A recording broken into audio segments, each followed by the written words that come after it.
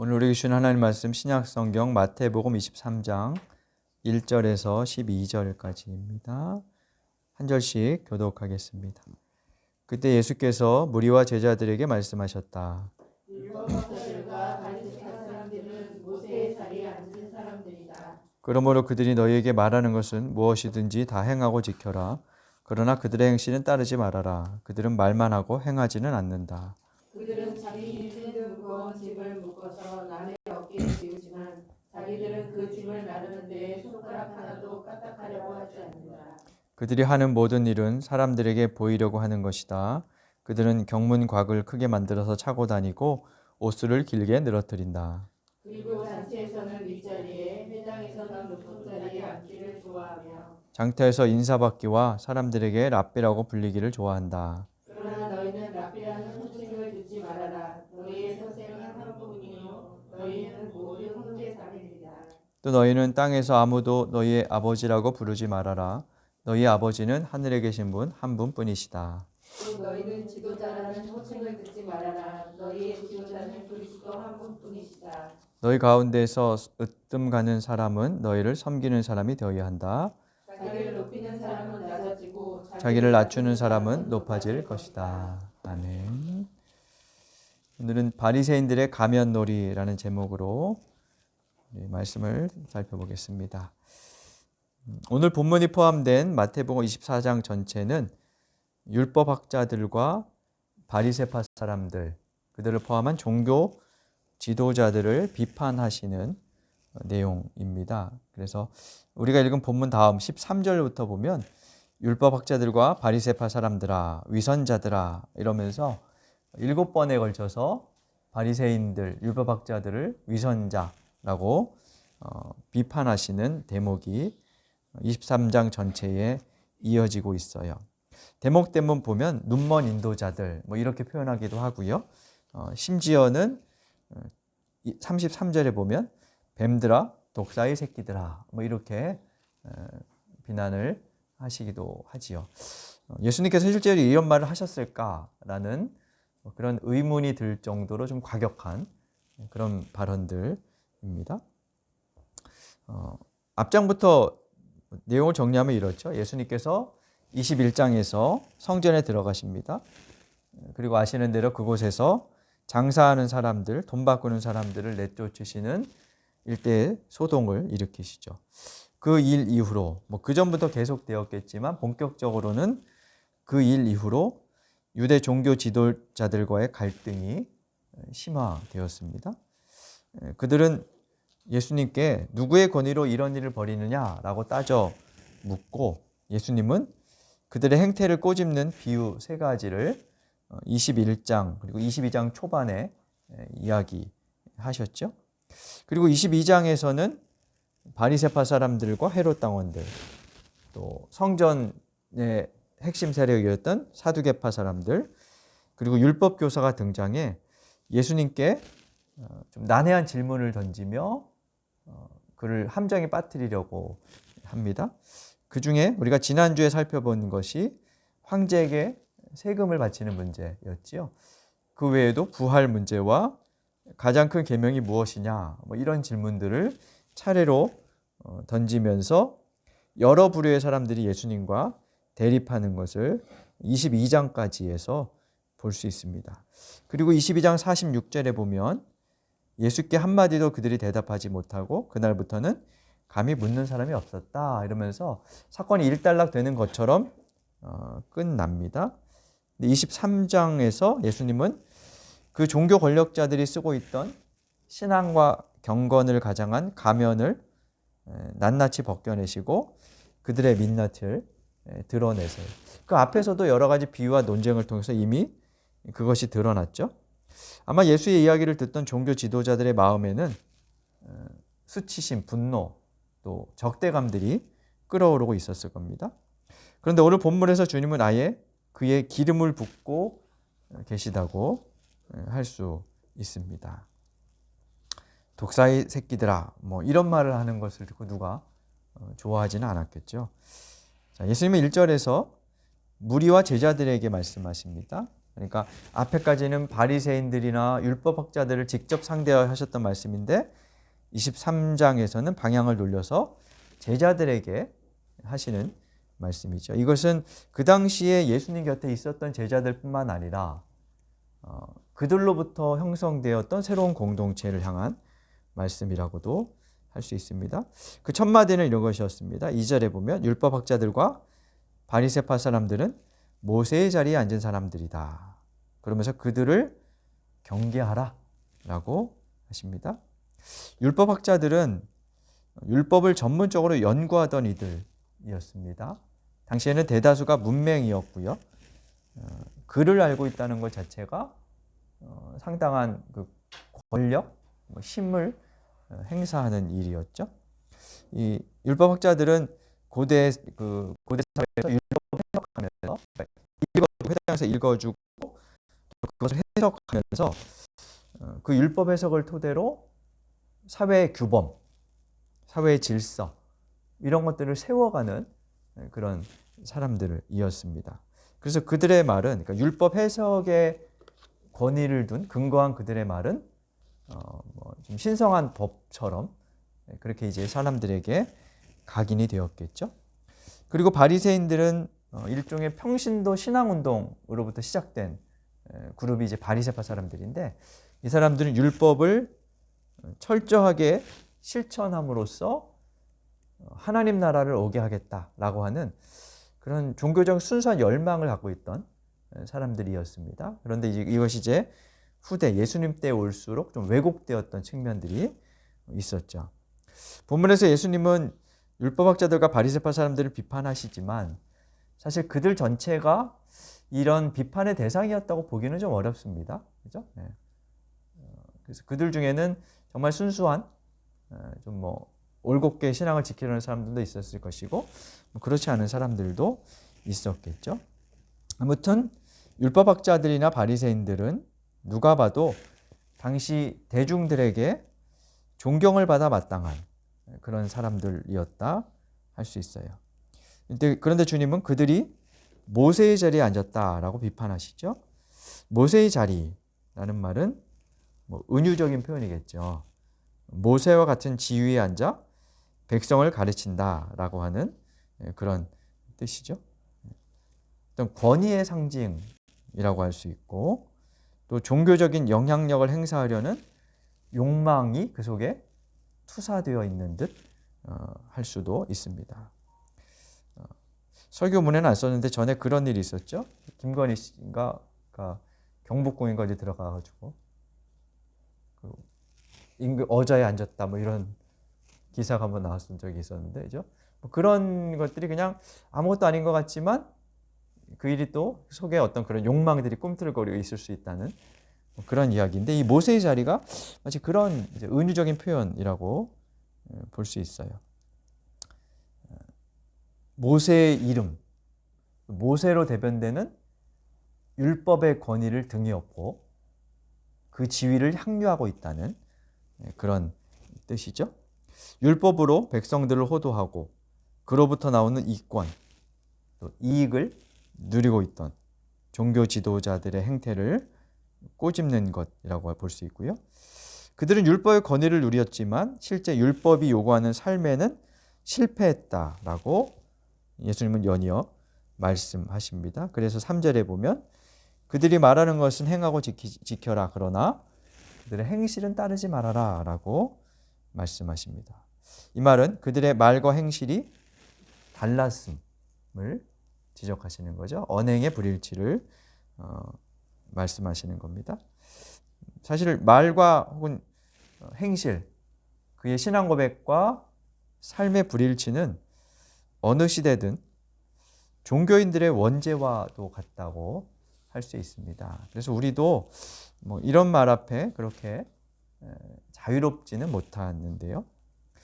옛사람이 이런 말을 했죠. 아름다운 말은 미덥지 않고 미더운 말은 아름답지 않다. 미사역으로 꾸며진 말은 믿음직스럽지 않고 삶이 그에 못 미치니까. 또 미더운 말은 아름답지 않고 좀 직선적이고 좀 날카로운 때가 있어서 사람들이 잘 받아들여지지 않는다. 이런 뜻인 것 같은데요. 삶으로 뒷받침되지 않는 말은 그만큼 공허합니다. 예수님의 가르침에 사람들이 놀랐다는 것은 아마도 그분의 말과 삶의 틈이 일치했기 때문이었을 겁니다. 그러니까 틈이 없는 그런 삶이었기 때문이겠죠. 그런데 당시 지도자들은 다른 사람들의 어깨에 무거운 짐을 지우면서 정작 자기는 손가락 하나 까딱하지 않으려고 했습니다. 율법학자들이 율법 해석을 근거로 제시하는 다양한 전통, 규례들, 백성들에게 큰 부담과 짐이었다는 의미였겠죠. 그것을 지기에 버거웠을 거고요. 그런데 권력자들은 이런 짐을 지배의 도구로 예나 지금이나 사용하지요. 그래서 그런 짐을 지우고 제대로 따르는 사람은 사회적 혹은 종교적 모범생으로 추켜 세우고 그렇지 않은 사람들은 열등한 사람들 혹은 사회 부적응자로 이렇게 이제 지적하는 그런 일들이 있죠. 근데 예수님은 마태복음 11장에서 이런 말씀을 하신 적이 있어요. 내 멍에를 메고 나한테 배우라. 내 멍에는 편하고 내 짐은 가볍다. 예수님의 이 마태복음 11장 말씀과 지금 23장에 예수님이 비판하시는 종교 권력자들의 모습은 전혀 정반대였죠. 예수는 율법의 참뜻은 결코 짐이 아니라 하나님 안에서 누리는 자유라는 사실을 몸소 실천하셨습니다. 그리고 그것을 사람들에게도 가르치셨죠. 반면 종교 지도자들은 그렇지 않았습니다. 평민 유대인들에게는 무거운 규칙을 부과하고 자신들은 자유로웠던 것 같습니다. 그들이 보여준 행위는 그저 외적인 모습을 사람들 앞에 드러내려 하는 것일 뿐 율법이 주는 내면의 자유, 기쁨 이런 것들은 없었던 거죠. 그런 그들의 외적인 모습을 주님은 세 가지로 지적하시는데요.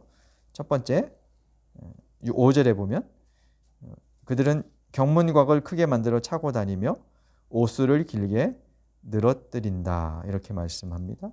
경문곽이란 성경 구절을 담은 조그만 상자를 말합니다.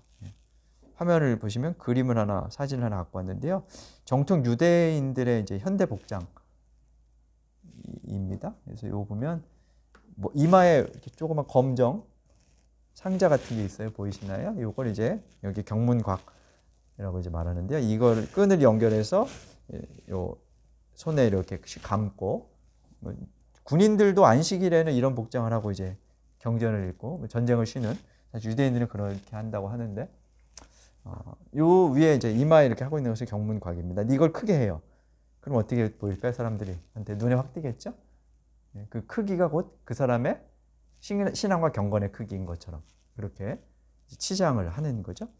그리고 옆에 좀 나이 지긋한 분이 이제 쓰고 있는 뭐 이런 옷 같은 것들 오늘날도 뭐 목회자들이 이제 이런 좀 예복 비슷한 것들 입긴 합니다만 이 옷수를 길게 늘어뜨립니다. 치렁치렁하게. 그리고 이제 거리를 다니면 눈에 확 띄겠죠. 그런 것을 좀 일컫는 것이고요. 그래서 뭐 그 설교자들 중에도 무슨 학위 받은 사람들이 그런 옷 입고 이렇게 설교하는 사람들도 종종 있거든요. 그러니까 이게 그런 걸로 무언의 어떤 그 이제 좀 자기 과시, 권위의 표현 이런 것들 좀 하려는 그분들 그런 사람들이 다 그렇다는 건 아니지만 그럴 가능성이 좀 있죠. 근데 이 당시에 이 바리새인들이나 율법학자들이 이것을 이 경문곽을 크게 옷을도 길게 해서 사람들의 눈에 잘 띄게 했다는 거죠. 그래서 근데 저렇게 하고 다닐 정도면 평소에 일을 안 한다는 거죠, 사실. 예전에 그 중국에선가요? 여성들의 손톱 길이가 긴 것이 권력의 상징이었거든요. 왜 그런지 아세요? 손톱이 길면 아무 일도 못 해요. 손톱이 길고 이렇게 있으면 다 옆에서 해주는 거예요. 그래서 그 권력의 상징이었다. 손톱 다듬는 거나 이런 것들을 다 해주는. 마치 그런 것처럼 이런 식으로 이제 외형을 포장하고 그것을 경건과 신앙의 모습인 것처럼 그렇게 이제 보이게 했다는 거죠. 자신의 신앙심을 겉으로 드러내서 사람들의 시선을 사로잡고 결국 하나님과 어쩌면 스스로도 기만하는 그런 가면을 쓰고 있었던 거죠. 두 번째 이들의 모습은 잔치나 회당에서 윗자리에 앉아 무리와 자신을 구별하려는 행위였습니다. 어느 잔치나 자리나 상석은 있습니다. 그들은 율법의 권위를 빙자해 그 자리를 차지함으로 어디에서나 특권을 누리려 했던 것이죠. 마치 정치인들이 모임의 장소나 취지를 불문하고 어디에서나 눈에 띄는 상석에 앉아 특권을 누리려고 하는 것과 같다고 할 수 있습니다. 세 번째, 그들은 시장에서 또 거리에서 사람들에게 인사받고 랍비라는 호칭으로 불리는 것을 좋아했습니다. 여기서 인사는 단순히 문안이 아니라 존중과 공경의 의례를 말하고요. 랍비는 유대의 그 선생들로 어떤 마을에서 랍비라고 불리는 것은 오히려 부모보다 더 존경받는 그 마을의 유일한 대상자라는 의미가 있었다고 그럽니다. 그래서 이런 세 가지 모습에서 율법학자들 또 바리새파 사람들이 유대 공동체에서 어떤 위치를 차지하고 있었는지, 아울러 얼마나 큰 특권이나 유익을 누리고 있었는지를 알 수 있고요. 또 그것을 놓지 않으려고 했던 그들의 모습을 우리가 유추할 수 있죠. 예수님은 그들이 이런 종교 가면을 쓰고 있다고 말씀하십니다. 그 가면 뒤에 있었던 그들의 욕망은 무엇이었을까요? 자기 확장과 사회적 존경의 추구, 그리고 지금 누리고 있는 것을 그대로 누리겠다는 기득권의 추구였을 겁니다. 이런 것들을 주님은 23장에서 날카롭게 비판하신 것입니다. 그런데 이것은 그들만의 문제가 아닙니다. 이 시대 모든 신앙인들도 역시나 겸허히 귀를 기울여야 할 문제입니다. 특히나 오늘날 모세의 자리와 같은 성서 해석과 설교의 권한을 행사하는 저와 같은 종교인들이 더 새겨야 할 말씀이라 할 수 있겠죠. 율법교사와 바리새인들의 가면놀이를 꼬집으신 주님은 8절에서부터 당신을 따르려는 이들에게 새로운 윤리를 요구하십니다. 그러나 너희는 랍비라는 호칭을 듣지 말아라. 너희의 선생은 한 분이다. 또 너희는 땅에서 누구도 아버지라 부르지 말아라. 너희 아버지는 하늘에 계신 한 분이다. 또 너희는 지도자라는 호칭을 듣지 말아라. 너희의 지도자는 그리스도 한 분이시다. 라고 말씀합니다. 여기서 아버지는 종교적 권위를 가리키는 호칭입니다. 그래서 랍비, 아버지, 지도자는 당시 종교 지도자들이 불리기를 즐겼던 그런 칭호였습니다. 주님은 제자들에게 그런 칭함받기를 거절하라고 하십니다.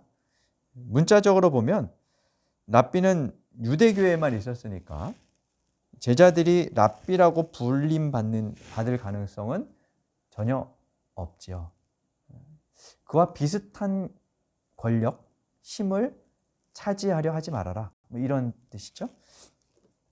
이 본문에는 역사적인 배경이 좀 있어요. 마태복음은 주 75년 이후에 80년 어간에 뭐 이렇게 이제 쓰여졌다고 하는데요. 그 즈음 지난주에도 말씀을 드렸습니다만 예루살렘 성전이 무너졌습니다. 이 유대교회는 뭐 사두개파, 바리새파, 또 헤롯 당원들, 헤롯 당원 조금 정치적이었지만 또 뭐 그 에세네파라고 은둔하는 공동체 뭐 이런 이제 세력들이 그룹들이 있었는데 사두개파는 성전을 중심으로만 활동을 했습니다. 성전이 무너져요.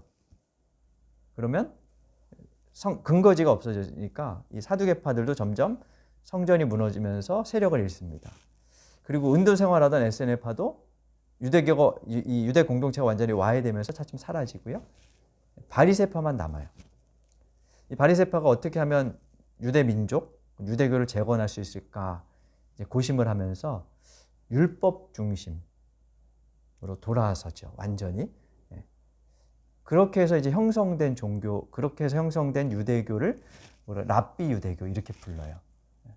그래서 이제 그 즈음부터 실제로는 예수님 당시에도 랍비가 있었지만 이 랍비의 힘, 어떤 권위가 강해지기 시작한 것은 성전이 완전히 무너지고 유대교의 모든 권력이 바리새인들에게, 그러니까 랍비들에게 독점되면서부터였다고 할 수 있습니다. 그래서 이 마태복음이 쓰여질 때는 아마 그 랍비 유대교가 위기 상황을 겪으면서 자신들의 그 존재를 유지하기 위해서 예수님 믿는 나사렛 땅을 출교하는 그런 사건들이 일어났었는데 그 시점을 배경으로 하죠.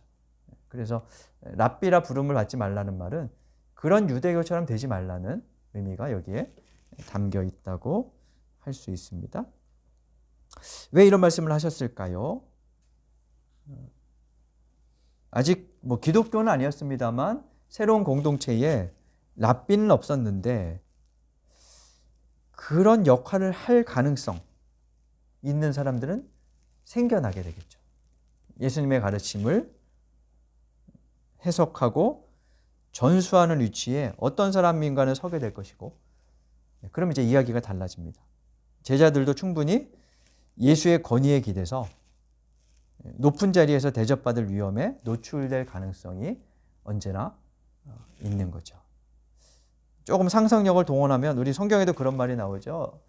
누가 첫째냐 둘째냐 뭐 이런 갖고 제자들이 서로 싸우잖아요.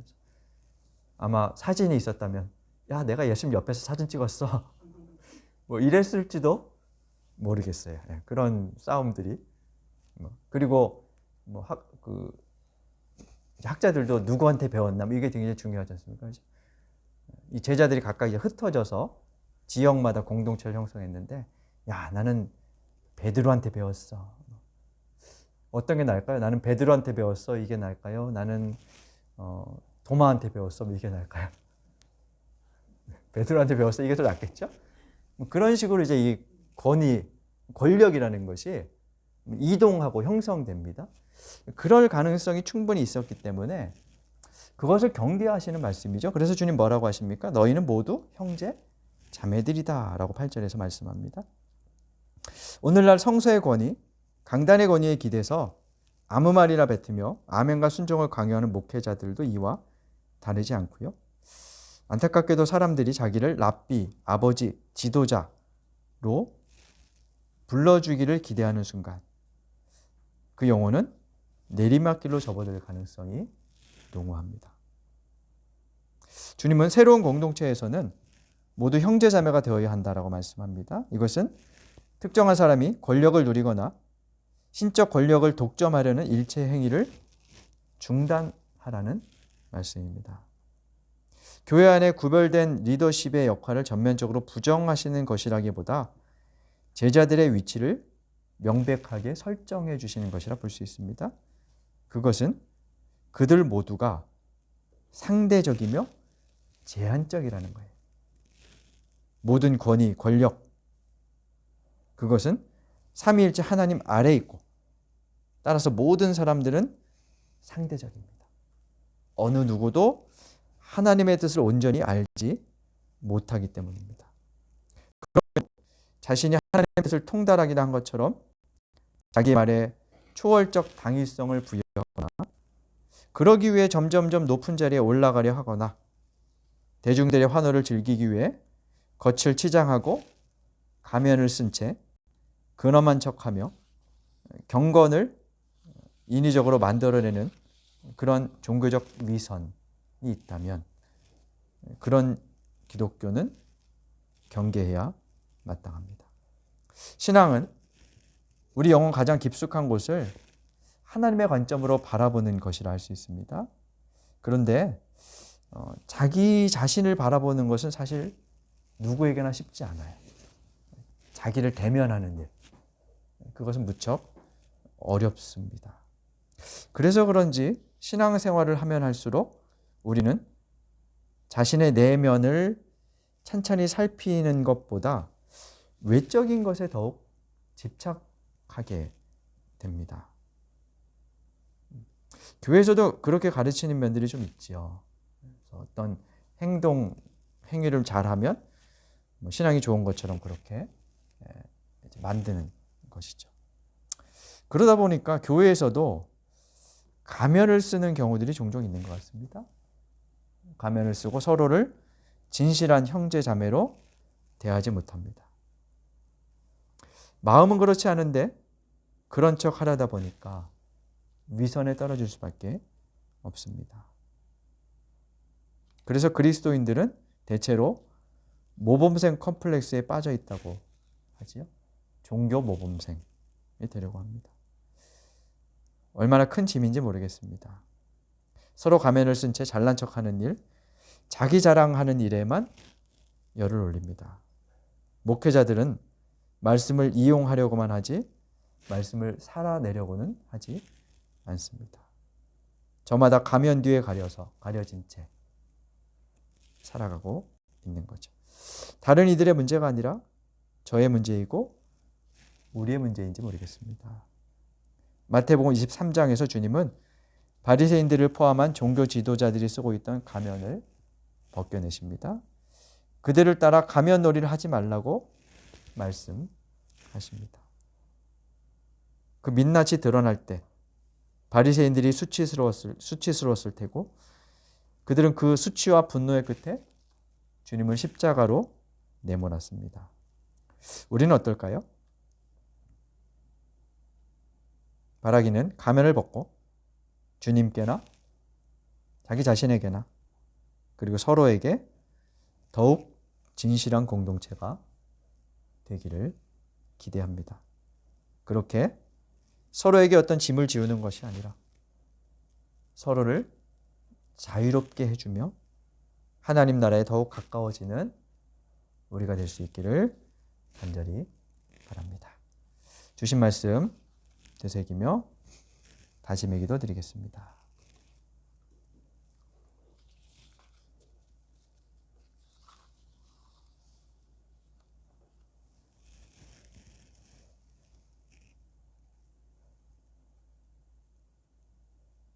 하나님, 저 옛날 율법학자들과 바리새인들이 쓰고 있던 가면을 둘주시고 그들의 민낯을 드러내셨던 주님의 이야기를 듣습니다. 말씀에 비추어 저희는 어떤 가면을 쓰고 있는지 돌아봅니다. 가면을 벗고 하나님께, 나 자신에게, 그리고 서로에게 더욱 진실한 형제자매 공동체가 되게 하여 주옵소서. 나 자신에게나 서로에게 짐을 지우는 모임이 아니라 서로를 자유롭게 함으로 하나님을 더 향유하는 그러한 하나님의 집이 되게 하여 주옵소서. 예수님 이름으로 기도드립니다. 아멘.